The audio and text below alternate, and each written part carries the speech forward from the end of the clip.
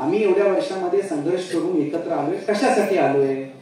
आम्हाला दोघांना एकत्र आणण्यासाठी कुठल्या व्यक्तीचा हात आहे याचं काही मूल्य करायची गरज आहे?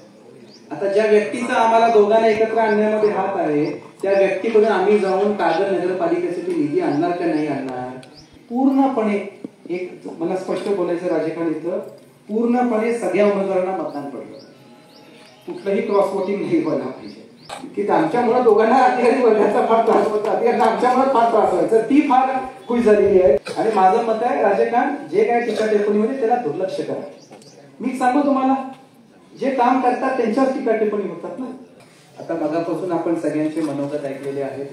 मला वाटतं काल त्यांचा प्रचार शुभारंभ झाला आणि ती भाषणं मी पेपरमध्ये व्हिडिओमध्ये मी ऐकली आणि त्याच्यामध्ये मला असं वाटतं की सगळ्यात महत्वाचं की पुढे काय करणार त्याच्यापेक्षा टीका टिप्पणी जास्त आहे. त्यामुळे राजकारणचा आभार व्यक्त करतो की फार काही गाडी त्यांची घसरली नाही, बरं झालं. पण माझं एकच म्हणणं आहे की कोणी कामं केली, कशी कामं केली त्याचा श्रेयवाद सगळ्यात मोठा त्यांनी घ्यायचा प्रयत्न केला. मी काय त्यांच्यावर टीका करणार नाहीये, तो माझा विषय नाही. पण जे राजकारणी आपल्या भाषणामध्ये उल्लेख केला की कधी कधी कशी कामं झाली आणि कशी निधी आणली गेली याचा उल्लेख तुमच्या समोर झालेला आहे. आता एक सगळ्यात महत्वाची बाब की मुरगुडकरांनी हा निर्णय घेतला पाहिजे की येत्या काळामध्ये जी कामं झाली आहेत त्याचा सगळा आढावा तुमच्या समोर मांडलेला आहे. कोणी कामं कशी केली, काय केली, ठीक आहे. मुश्रीफ साहेबांनी विरोधात असल्यानंतर जी कामं त्यांनी केली ते मान्य करायला पाहिजे, त्यांनी केली आणि त्याच्यामुळे मला वाटतं तसे कार्यक्रम पण झालेले आहेत. तसं राजकारणनी उल्लेख केला की त्या कार्यक्रमामध्ये काही भाषणं पण झालेली आहेत, ते पुढेच ना व्हिडिओ क्लिप पाहिजे की त्याच्यामध्ये कसं केलं, काय केलं, लोकांसमोर हे विषय आले पाहिजे.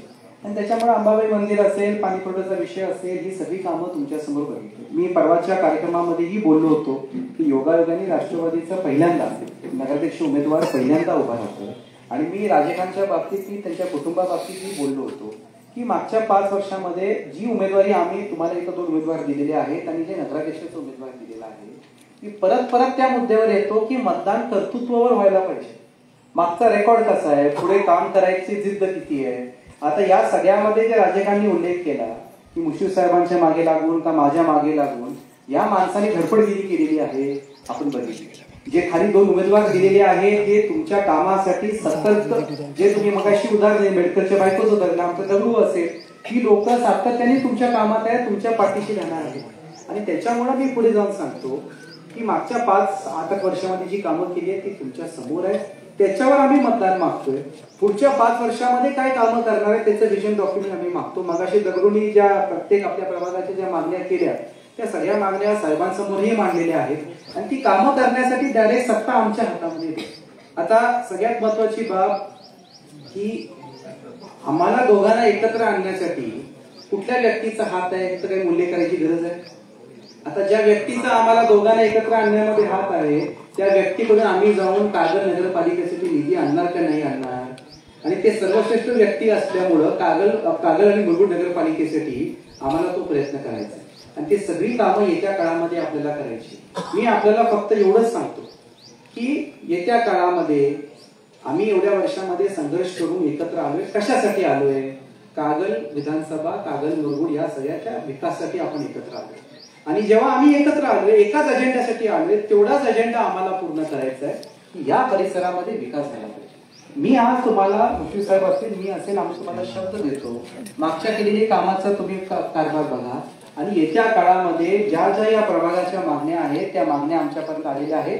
येत्या काळामध्ये शासनामधून या गोष्टीसाठी निधी आणण्याची जबाबदारी आम्ही दोघं तुमच्या समोर घेत आहे आणि ते काम आम्ही 100% करू, हा शब्द आम्ही तुम्हाला देतो. आता माझं आपल्या सगळ्यांना विनंती आहे की पूर्णपणे एक मला स्पष्ट बोलायचं राजकारण इथं, पूर्णपणे सगळ्या उमेदवारांना मतदान पडलं, कुठलंही क्रॉस वोटिंग नाही व्हायला पाहिजे. विनाकारण तो माझ्या नात्यातला आहे त्याला एक मतदान देतो, ह्याला एक मतदान देतो, असं करू नका. आम्हाला ते मी क्रॉस करायचा उपयोग नाही होता. बेसिकली पुढे कामं कोण करणार आहे, उपलब्ध कोण आहे आणि तुमच्या सुखादुःखामध्ये जेव्हा अडचणी येतात, मेडिकल पासून असेल, पेन्शन पासून असेल, बांधकाम कामगाराचा उल्लेख केलेला असेल, या सगळ्या गोष्टीची उद्या आम्हाला शासनाचं पाठबळ आपल्यापर्यंत द्यायचं. आणि खरं म्हटलं तर आम्ही दोघं एकत्र असल्यामुळे सगळ्यात खुश म्हणजे अधिकारी वर्गच आहे की आमच्यामुळे दोघांना अधिकारी वर्गाचा फार त्रास होता, अधिकाऱ्यांना आमच्यामुळे फार त्रास व्हायचा. ती फार खुश झालेली आहे. ती आता सगळं अधिकारी वर्गाचा पाठबळ आम्ही या परिसरात घेऊ. आणि परत समर्जी गाडगे म्हणून आपलं आणि मुरगुडच्या घराण्यापासून आपलं नातं आहे. या पॅनलला आपण भरघोस मतांनी निवडून द्या. कुठल्याही गोष्टीची कमतरता आम्ही राहू देणार नाही. आणि माझं मत आहे राजकारण जे काय टीका टिप्पणी होते त्याला दुर्लक्ष करा. मी सांगू तुम्हाला, जे काम करतात त्यांच्यावर टीका टिप्पणी होतात ना, बरोबर. त्याच्यामुळे या गोष्टी होत राहणार. तुम्ही त्याच्यामुळे फार दखल घेऊ नका.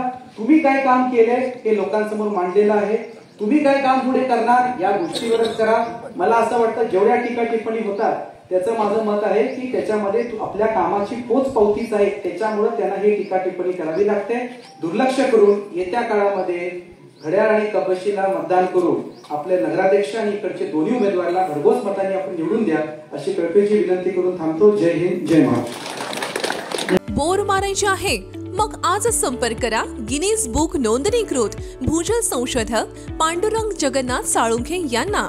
तसेच तुम्हाला तुमचे घर, जागा किंवा इतर अडचणी असतील तर तुम्हाला उपाय व मार्गदर्शन करतील. आजच कॉल करा पांडुरंग जगन्नाथ साळुंखे. Mobile number 96 65 63 39 70. विश्वास आणि अनुभवाचं एकमेव नाव पांडुरंग जगन्नाथ साळुंखे.